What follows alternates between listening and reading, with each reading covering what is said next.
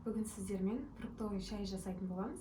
Мен Дана Мырзакулова, каналыма қош келдіңіздер.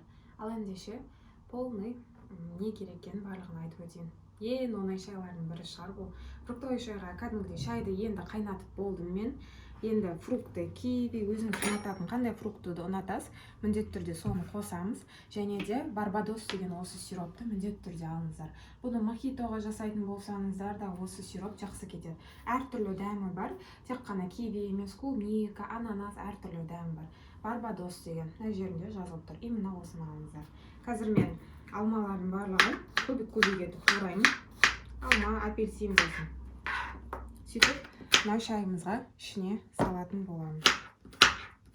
Сиропты 2-3 ас қасық қосайын деп жатырмын. Қосып, қазір фруктымен бірге жақсылап араластырамын. Сіздерде андай болса жақсы болады. Шайды жасайтын кезде, яғни былайынан қысатын болады ғой. Менде ондай жоқ болғандықтан осылай бірден барлығын қосамын. Фруктыларды толық қосамын осының ішіне. Примерно 2-3 минуттан кейін өзінің қалпына, яғни келеді.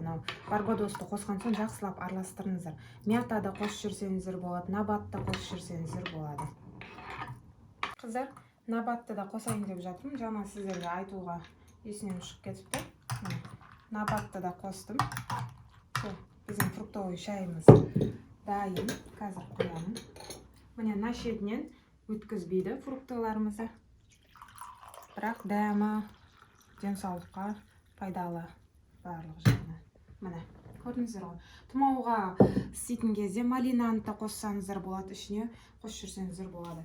Кәдімгі кафелерге барған кезде фруктовый шай десеңіздер, дәл осылай жасайды, барбадоспен бірге қосады. Міндетті түрде жасап көріңіздер, және де ұнаса лайк басып комментарий қалдыруды ұмытпаңыздар.